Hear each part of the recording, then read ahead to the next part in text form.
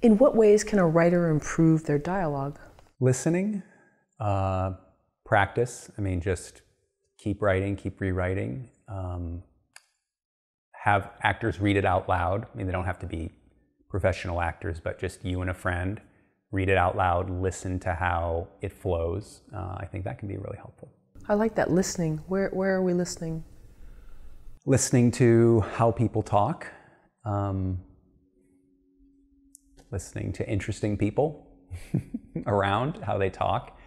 And then once you write your dialogue, read it out loud, you know, do a table read with friends or your writer's group, or just even if you read it out loud yourself. I find it interesting that a lot of times certain people end their sentences with right, or you know, like, and they continually do that. Is that important? Because even though that's not, you know, it can get actually irritating after a while, but there's certain people that's how they they always want validation for what they're saying. So it's right. Women do that a lot, and I'm gonna say that about my own gender. So we do a lot of right? Because we want people to know that they heard us and they got what we said.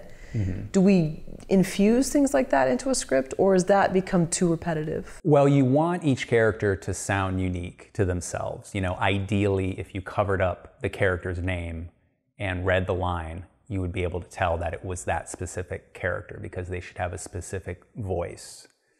And yeah, if you have a character who needs validation and every sentence, you know, ends with right, or is that okay, or good, then you would write that, you know. But in listening to how real people talk, it doesn't mean you're transcribing it exactly, you know. People don't talk like they're in a movie, but so there is a certain amount of, you know, dramatic license that you have to use.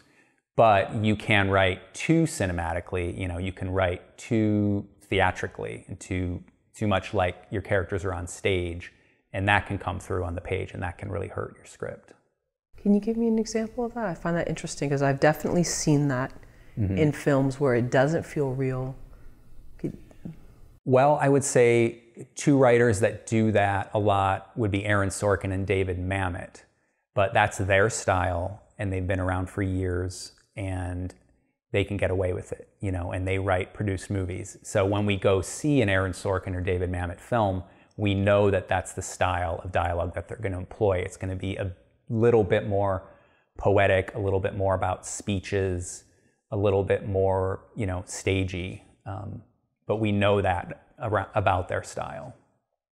Any writers that have impeccable dialogue where you just feel like they're real people and you're in a restaurant overhearing someone at another table have an interesting conversation? That's a good question. I like Paul Thomas Anderson.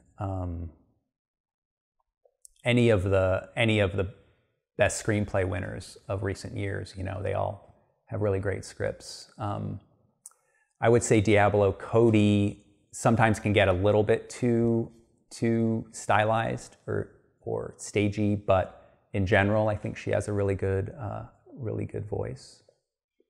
Her characters are very distinct. And it's just important to find an interesting way to express an idea, even if it's a simple idea.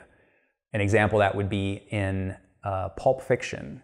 There's a moment where the Bruce Willis character goes to buy some cigarettes, and he says to the bartender, he says, "1 pack of red apples." And the bartender says, "Filters?" And he says, "None." And that's just a really cool, fast, interesting exchange there, as opposed to 5 lines to explain what brand of cigarettes he wants. And, oh, you know what? How about no filters in those cigarettes, you know?